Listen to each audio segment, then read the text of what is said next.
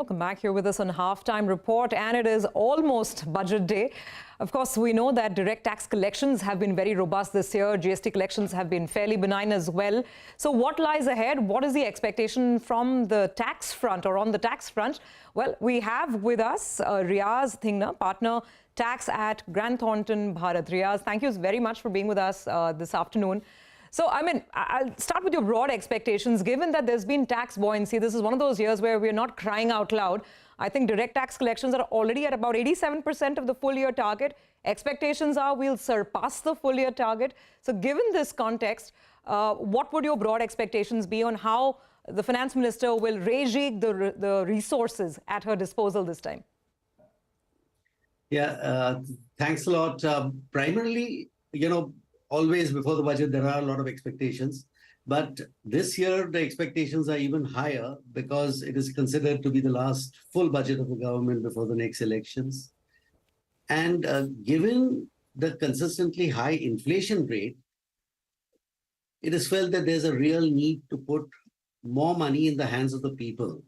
So even our pre-budget survey showed that the largest number of people who were interviewed felt that changes in the personal tax regime were of paramount importance. In fact, about 64% of the people said that changes in personal tax regime would be most important as compared to about 12% for corporate tax. I guess that, again, given that the collections are buoyant, maybe the government has more leeway to actually take some steps. No, absolutely. And, I guess, people will instantly argue, saying that corporates got their fair share in the last couple of years with a reduction in the corporate tax rate, but we are yet to see that on personal income tax. Let me ask you this. There's only that much that perhaps can be done. There's a clamor for increasing the minimum tax threshold. There's a clamor for increasing the deductions under ATC, ATD, Mediclaim, so on and so forth, housing. But what, in your mind, perhaps could the finance minister look at in a realistic manner, given the fact that we also have a differential or a concessional tax regime which didn't really take off? Sure. I think one of the main things, you spoke about ATC. I think one of the main things that one should consider is that while the limit needs to be raised, because it has been 1.5 lakhs for a very, very long time, but on the other hand, especially for housing, we need to do something. So we need to take out the exemption for repayment of housing loan, which exists within the ATC limits, and put that into a separate section, while at the same time we can increase the limit for interest deduction from the current level of 2 lakhs. So I think there we can make a big change. And of course, the other things remain the same on the on the expectation sides, increase what you mentioned, increase in the basic exemption limit, and also increase in the ATC deduction level as a whole. Okay, got that.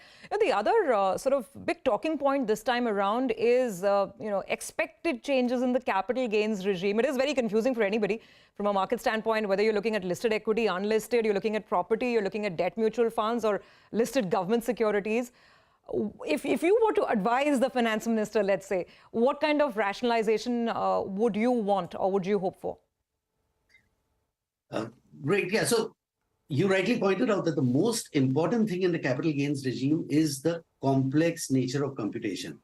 So you've got different tax rates for different asset classes, different asset holding periods for short term and long term.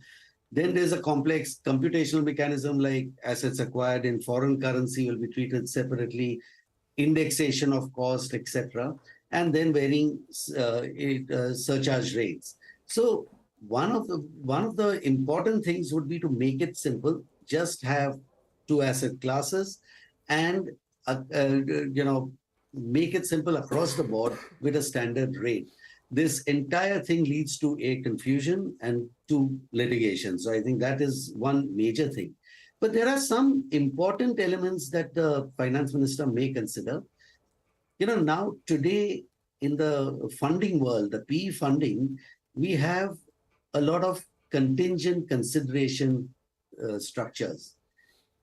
Now that has become quite common in the current business scenario, but in the tax world, we have still not been able to provide clarity. So how will that contingent amount be taxed and when will it be taxed? That is something that needs to be looked at. And another very, very important one is when you speak about mergers and acquisitions and the tax neutrality of mergers and acquisitions, we also need to ensure that the overlap between Section 56 and Section 47 are actually, combined to make sure they're totally in sync. So if there is an exemption available under the exempt capital transfer transactions under Section 47, then the same thing should also be in 56, because this is leading to a lot of confusion. Okay. All right. So more clarity on the way taxation works in M&A transactions. Got that. Quick final point. One aspect that always gets a lot of press is how the big global MNCs, particularly these big tech giants, the Netflixes and the Apples and the Googles of the world, how are they being taxed by the Indian government? So whether it is the concept of significant economic presence, that you don't have a physical office in India, but you have a significant economic presence, that along with the equalization levy that's levied on some of the, the earnings of these companies, do you expect any changes here?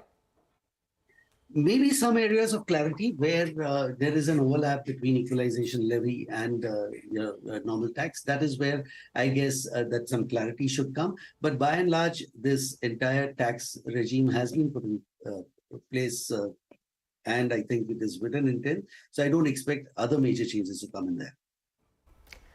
All right, Riaz and Surbhi, thanks a lot for helping us understand and prepping us actually for the big budget day and what to expect on the taxation front. Well, we won't have to wait too long, of course, but now it's time for the CNBC TV18 budget quiz. Remember, there are prizes to be won every day. We give you the question at 9:14 today, but in case you missed it, here's today's question. What percentage of the expenditure in the budget FY23 was allocated to